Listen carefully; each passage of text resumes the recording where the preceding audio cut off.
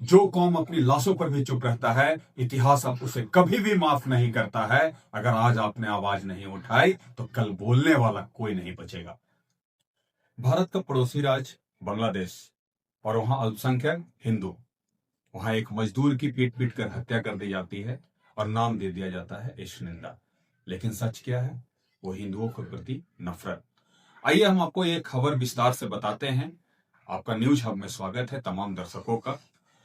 विगत 18 दिसंबर 2025 को बांग्लादेश के एक मेमन सिंह जिला के इलाके में, भालुका इलाके में, एक मजदूर जो कपड़ा फैक्ट्री में काम करता था, 27 वर्ष का मजदूर, जो भारतीय बांग्लादेशी मूल का अल्पसंख्यक हिंदू था, और उसकी हत्या कर दी जाती है। और हत्या एक मामूली हत्या नहीं होती है, उसकी पीट पीट कर हत्या की जाती है। 2 घंटे तक उसके हत्या पर तमाशे किए जाते हैं। आसपास के इलाकों में लाउड स्पीकर से बताया जाता है कि हमने इसकी हत्या की है, आओ हम लोग सब मिलकर जश्न मनाते हैं। बस सिर्फ उसका कसूर इतना था कि वो हिंदू था और बांग्लादेश का अल्पसंख्यक था। 18 दिसंबर 2025 की बात है। फैक्ट्री में काम करने वाला एक मजदूर दीपू चंद्र दास, उसके खिलाफ लोगों ने हल्ला उड़ाया। उसके फैक्ट्रियों में साथ करने वाला काम करने वाले लोगों ने ही हल्ला उड़ाया कि दीपू चंद्र दास ने इस निंदा की। अब इस निंदा क्या होती है उसको समझते हैं। किसी भी धर्म के गुरुओं के खिलाफ या धार्मिक भावनाओं को आहत करने की चीजें करना, उसको इस निंदा कहते हैं। और इसी इस निंदा का आरोप लगा के दीपू चंद्र दास के लिए आरोप लगाया गया, और उस आरोप में आसपास के इलाकों को लोगों को बताया गया, हल्ला किया गया। नतीजा यहां तक पहुंच गया कि हजारों हजार की संख्या में भीड़ फैक्ट्री के बाहर आ खड़ी होती है और कहती है कि दीपू चंद्र को हमारे हवाले करो, हम उसका अंजाम देंगे, उसके अपराध का कसूर देंगे। ये इस निंदा नहीं है, ये सच्चाई है। ये सिर्फ एक सच्चाई ये है कि हिंदुओं के प्रति नफरत, और नफरत का नतीजा था क्या दीपू चंद्र दास इस तरह से मारा गया, इस तरह से वो अल्पसंख्यक होने का उसका खामियाजा उसने भुगता। और अंततः हम लोग क्या करेंगे? 2 दिन का गुस्सा, 4-5 सोशल मीडिया पोस्ट, और उसके बाद क्या कर सकते हैं? फिर वही तलाश कि अब अगला लाश किसका होगा। इस अगला लाश के चक्कर में हम हर दिन न जाग रहे हैं, न कुछ कर पा रहे हैं, और हर दिन कुछ न कुछ हो रहा है। अब इस खबर के थोड़ा सा पीछे चलते हैं। 12 दिसंबर 2025, बांग्लादेश का एक सामाजिक कार्यकर्ता, छात्र नेता, छात्र ने राजनीति से उभरा हुआ एक नेता, देश के लिए सोचने वाला एक नेता, नाम उसका उस्मान हादी, अज्ञात हमलावरों ने गोली मार दी। अभी तक ये आरोप नहीं तय हुआ है कि इस गोली कांड में हिंदू ही थे या कोई और शामिल था या किस लिए मारा गया। और 18 दिसंबर को उसकी मौत हो जाती है सिंगापुर देश में इलाज के क्रम में। और उसके बाद क्या होता है? उस्मान हादी के समर्थन में बांग्लादेश में आप लोग जान ही रहे हैं कि बांग्लादेश किस तरह से परेशान हो रहा है, वहां कैसे हलचल हो रही है, कैसी गतिविधियां हो रही है, और सिर्फ अल्पसंख्यकों को प्रताड़ित किया जा रहा है। अभी ताजा मामला है दीपू चंद्र दास का।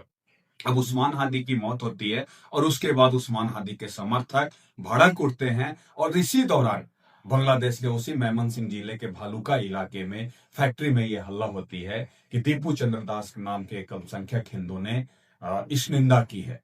ये आरोप को सही पाना या प्रमाणित करना किसका काम था? पुलिस का। लेकिन पुलिस ने क्या किया? पुलिस उस भीड़ से अलग हट जाती है और अंततः दीपू चंद्र दास को बाहर निकाल दिया जाता है, और फैक्ट्री के बाहर छोड़े हजारों हजार की भीड़ पीट पीट कर उसकी हत्या करते हैं। और उन लोगों का इतना से भी मन नहीं भरता है, तब जाके उसको खंभे में लगा के उसके लाश को बांध के, दीपू चंद्र दास की लाश को बांध के, और उसके बाद उसको जला देते हैं, और लोगों से ये अनाउंस करके कहते हैं कि लाउड स्पीकर से कि हमने इस मौत का जश्न मनाया है, आप लोग भी मनाइए। कब तक ये नफरत भरी आग अल्पसंख्यकों के प्रति, आखिर कब तक लोग झेलेंगे? कब तक लोग करेंगे? आखिर ये हम कब तक झेल पाएंगे? भीड़ को जब कानून से ऊपर उठाया जाता है और धर्म को आगे कर दिया जाता है, तो अंजाम इसका यही होता है जैसे दीपू चंद्र दास को नफरत ने हत्या कर दी। हम गौर करेंगे, ये कब तक ऐसी हत्याएं होती रहेंगी? कब तक ये झेलते रहेंगे? और कब तक अल्पसंख्यकों को निशाना बनाया जा सकेगा? आज एक नफरत ने दीपू चंद्र दास की हत्या की है, और यही घटना अगर आप सोचिए किसी और के साथ होती, तब क्या हालत होता। और यदि हमारे देश में होता तब तो पता नहीं ना जाने कितनी सारी का हो आंदोलन हो चुके होते, कितने लोग आ चुके होते, आंदोलन जीवी लोग उठ चुके होते। लेकिन आज बांग्लादेश में उसी देश का अल्पसंख्यक हिंदू दीपू, उसकी पीट पीट कर हत्या कर दी गई, पेड़ से लटकाकर उसके शव को जला दिया गया। क्या यह सही था? क्या कानून को हाथ में लेना सही था? बिल्कुल भी नहीं। हम नहीं जानते हैं, हम नहीं चाहते हैं कि इस तरह की ऐसी घटनाएं कल होके फिर हम आज 2 सोशल मीडिया पोस्ट कर रहे हैं, 2 बार चर्चा कर रहे हैं, इस घटना की निंदा कर रहे हैं और फिर से ये उम्मीद नहीं करते हैं कि फिर से ऐसा मौका आए कि फिर से हम अगली लाश की तलाश में रहें और फिर से यही निंदा करें। इस तरह की घटनाएं ऐसा बिल्कुल भी कहीं से भी समाज में हमारे बढ़ते, हम जिस तरह से बढ़ रहे हैं, लोग बढ़ रहे हैं, उसमें कहीं पे भी इसका स्थान नहीं है। और जब तक लोग जागेंगे नहीं तब तक ये घटनाएं होती रहेंगी। आपका जागना बहुत ही जरूरी है। आज बांग्लादेश में हुआ, कल होके भारत में भी हो सकता है। बांग्लादेश में हुई दीपू की इस हत्याकांड के बाद हम भारत सरकार से अपने दर्शकों के साथ, उम्मीद है आप तमाम दर्शक हमारा साथ देंगे, और हम मांग करते हैं और अपनी जवाबदेही की मांग करते हैं कि बांग्लादेश सरकार पर कूटनीतिक दबाव बने, दोषियों को सजा मिले, हिंदुओं की सुरक्षा पर अंतर्राष्ट्रीय मंच पर बात हो और अल्पसंख्यक उत्पीड़न पर स्पष्ट नीति बने। खामोशी अब विकल्प नहीं है सरकार।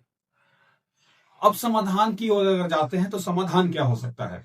हम अपने हिंदू भाइयों से अपील करते हैं कि आप जागरूक बनिए, उन्मादी नहीं, संगठित रहिए, अराजक मत बनिए, सवाल पूछिए, नफरत मत फैलाइए और सरकार को दबाव बनाइए और कानून के साथ दबाव बनाइए। कमजोर हिंदू कभी सुरक्षित नहीं हो सकता है और बिखरा हिंदू कभी भी सुना नहीं जा सकता है। आज उसी दीपू की हत्याकांड इसका नतीजा है कि हम बिखर चुके हैं, जिसका कारण है कि हमारी बातें ना ही अंतर्राष्ट्रीय मंच पर होती है, ना ही चर्चाएं बनती हैं, ना ही कुछ होता है और सरकार सिर्फ, हम लोग यहां तक ही चुप हो जाते हैं। सरकार आपसे विनम्र मेरा निवेदन होगा कि बांग्लादेश सरकार पर निश्चित तौर पर आप कूटनीतिक दबाव बनाइए और एक स्पष्ट नीति हो अल्पसंख्यकों के बचाव के लिए। अल्पसंख्यक हमारे देश में भी हैं, हमारे यहां ऐसा होता है तब तक न जाने कितना बवाल हो चुका होता। लेकिन हम उस समाज से नहीं हैं, हम उस परंपराओं को निभाने वाले नहीं हैं। हम सिर्फ और सिर्फ बाबा साहेब को, संविधान को मानने वाले लोग हैं और ये संविधान से ही देश चल रहा है, ना कि आपके जैसा बांग्लादेश वाले। आप लोग को तो शर्म होना चाहिए। आप लोग तो ऐसे लोग हैं कि जो सरकार को गिराने से बाज नहीं आते हैं और संविधान को अपने हाथ में लेने से बाज नहीं आते हैं। जिसको बांग्लादेश ने, जिसने आजाद कराया, उसका सम्मान करने से बाज नहीं आते हैं। तो ये समझ सकता हूं कि आप दीपू के दर्द को और दीपू पे लगे गलत आरोप को कभी नहीं समझ सकते थे। लेकिन हम विरोध करेंगे, इस घटनाओं का विरोध करेंगे और लगातार करेंगे। आपको हम एक और चीज बताते हैं, जो कौम अपनी लाशों पर भी चुप रहे, इतिहास उसे कभी भी माफ नहीं करता है। बोलने वाला कोई नहीं बचेगा तो फिर कहां से हिंदू जगेगा। इसी के साथ आज इस खबर में इतना ही। धन्यवाद। जागते रहिए, सुरक्षित रहिए और सतर्क रहिए और अपने हक के लिए हमेशा अपनी आवाज को बुलंद कीजिए।